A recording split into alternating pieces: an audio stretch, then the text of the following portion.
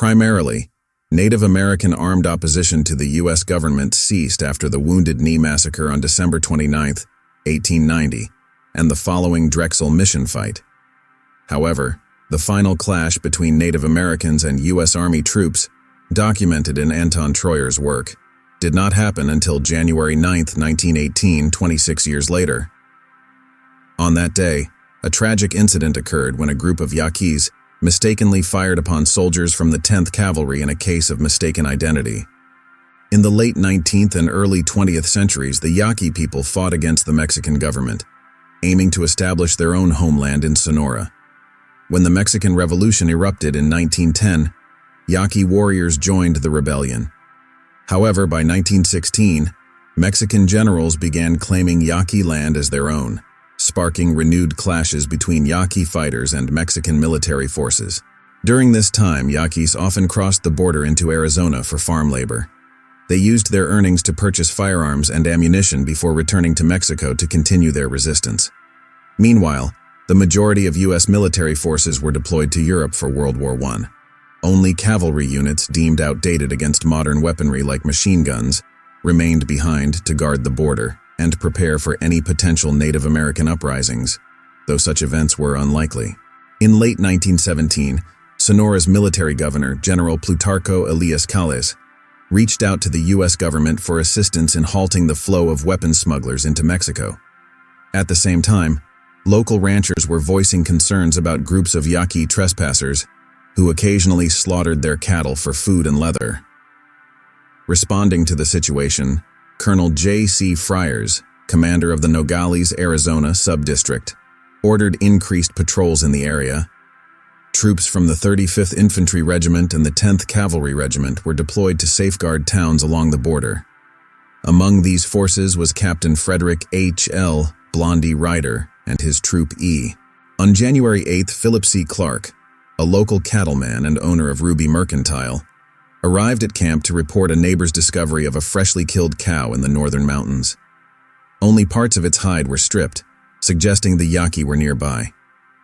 Captain Ryder dispatched First Lieutenant William Scott and others to monitor the trails. Around midday the next day, Scott signaled that he had spotted the Yaqui, who were on the move. Troopers rode out to the location, dismounted, and advanced in a skirmish line through a draw, but failed to locate the Indians. While returning to their horses along a different route, Ryder stumbled upon a cache of discarded packs. It became clear that the Yaqui were nearby and aware of the pursuit. The U.S. troops continued up the canyon until suddenly coming under fire from the Yaquis. Colonel Harold B. Warfield, a historian with the 10th Cavalry, interviewed fighters from both sides of the conflict and described the battle as a traditional type of Indian engagement. Both sides utilized the natural cover provided by boulders and brush to their advantage. The Yaquis continuously retreated, maneuvering from one boulder to another while firing rapidly. They presented fleeting targets, resembling disappearing shadows. An officer observed one of the Yaquis running for cover, stumbling and momentarily exposing himself. A corporal next to the captain had a clear shot and fired his Springfield rifle.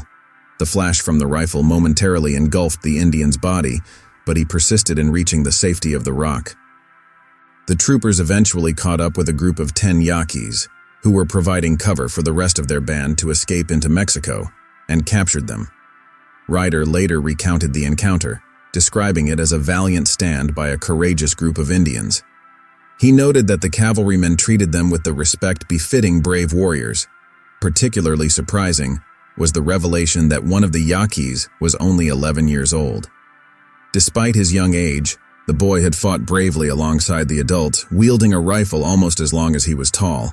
One of the captives, who happened to be the group's leader, had suffered severe injuries.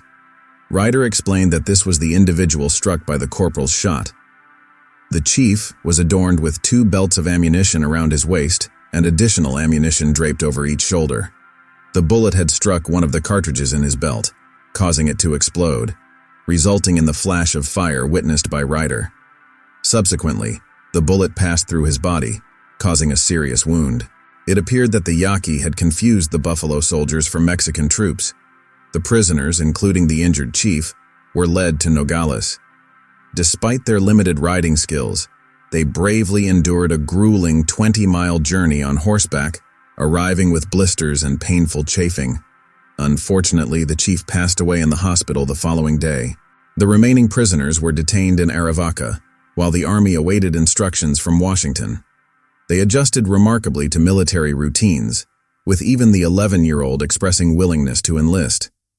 Later, they were transferred, under restraint, to Tucson for trial in federal court. They faced charges of unlawfully exporting arms without a license.